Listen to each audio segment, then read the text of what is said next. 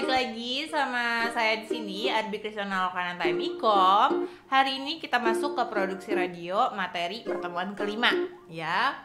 Jadi hari ini kita setelah kemarin ngebahas mengenai berita radio, kita akan ngebahas mengenai gimana karakteristik dari berita radio itu sendiri, ya. Yang pertama banget, apa sih Bu yang disebut dengan jurnalistik atau pengertian dari jurnalistik radio itu?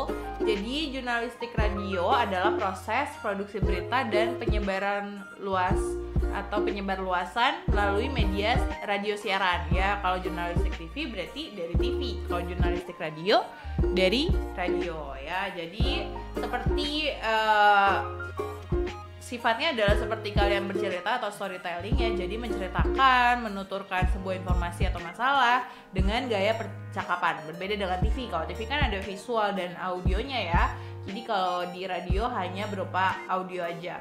Gimana sih Bu karakteristiknya? Ya tadi berupa auditif, bisa didengarkan, ya. Terus juga alat dengar itu adalah telinga, bisa dibacakan atau disuarakan menggunakan menggunakan spoken language, ya. Jadi menggunakan bahasa tutur sehari-hari atau kata yang biasa diucapkan dalam obrolan sehari-hari dan bisa langsung dimengerti oleh kalian. Dan yang ketiga adalah sekilas, jadi nggak bisa diulang guys, ya. Makanya kata-katanya juga harus jelas, sederhana dan sekali ucap, dan global, tidak detail atau tidak rumit. Jadi gunakan kata-kata yang benar-benar mampu dipahami oleh orang lain. Jadi prinsipnya itu adalah ELF atau Easy Listening Formula, ya. Jadi susunan kalimat yang diucapkan harus enak didengar, mudah dimengerti pada pendengaran pertama. Terus keep it simple and short atau KISS. Jadi nggak boleh menggunakan kata-kata yang rumit, ya. Jadi harus singkat-singkat aja kalimatnya juga. Terus ada write the way you talk. Jadi tuliskan sebagaimana diucapkan atau disuarakan. Jadi bukan lagi menggunakan kalimat tidak aktif, ya. Jadi bukan untuk dibaca, tapi harus banget kalian tulis skripnya itu sesuai kalian gimana mau berbicara kepada pendengar. Yang keempat, satu kalimat satu nafas. Jadi upayakan gak ada lagi yang namanya anak kalimat, ya. Sedapat mungkin juga bisa dibacakan atau disampaikan dengan satu nafas.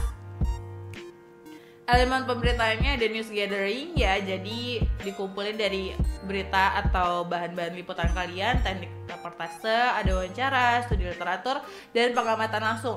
Jadi pada saat kalian menyampaikan berita itu juga bukan tanpa riset, ya. Jadi harus banget dari segi kredibilitas kalian tuh sangat harus dijaga banget pada saat menyampaikan berita, ya. Yang kedua news production, news presentation, dan news order. Jadi penyajian berita juga harus dilihat baik dan benar, urutannya juga harus dicek, ya. Kayak pertemuan minggu lalu kita udah bahas. Gunakan kata-kata spoken words, ya. Jadi gimana? Jadi tidak lagi seperti yang di sebelah kiri, ya. Di sebelah kiri itu ada pukul 16.00 WIB, tapi langsung aja jam 4 sore. Nurhaliza dalam kurun 30, itu kalian bacanya jangan kayak gitu, ya. Tapi Nurhaliza berusia 30 tahun dan lain segala macam. Ini ada beberapa contohnya. Ada sign posting, jadi sebutkan gelar, ya, jabatannya sebelum nama orang, ya. Terus ada stay away from quotes, ya. Avoid abbreviation, hindari singkatan atau akronim, subtle repetition. Ulangi fakta-fakta yang memang penting untuk kalian sampaikan atau penekanan tertentu. Present tense, ya. Jadi gunakan perspektif hari ini, ya. Untuk unsur kemarin, hari ini, besok atau lusa, bukan nama hari. Jadi langsung aja hari ini, kemarin, atau besok atau lusa. Terus angka juga jangan lebih dari 1, ya, ditulis angkanya. Jadi supaya memudahkan kalian untuk bacanya, ya. Mata uang juga langsung di belakang nulisnya, jangan di depan. Karena kalau dari depan kan kalian bacanya jadi Rp 600.000, ya. Padahal sebenarnya Rp600.000.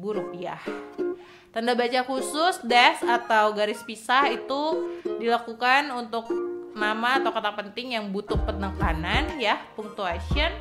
Jadi misalkan WHO, MUI, BAP, PUI. Jadi jangan sampai kalian bacain nanti MUI atau BAP atau WHO, ya. Jadi harus kalian cantumkan.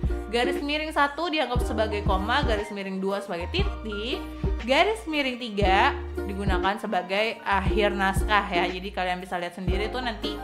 Ini materinya bisa di-download, ya guys, di website e-learning kalian. Jadi ada beberapa produk jurnalistik radio. Yang pertama adalah kopi atau berita pendek.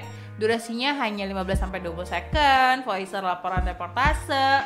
Terus ada paket yang durasinya mungkin 2-8 menit, feature durasi 10-30 menit, vox pop yang tadi yang minggu lalu kita udah bahas, yaitu mengenai suara rakyat. Ya, ini ada beberapa produk jurnalistik radio yang harus kalian pahami. News program juga ada buletin, news insert, ya ada majalah udara atau news magazine, talk show ya. Terus ini ada referensi yang bisa kalian gunakan. Jadi itu adalah beberapa materi yang bisa kalian bahas hari ini. Kalau misalkan ada yang masih bingung, kalian bisa line Instagram, Twitter, dan juga bisa WhatsApp saya Japri atau melalui WhatsApp grup kelas kalian ya. Kalau gitu terima kasih, bye.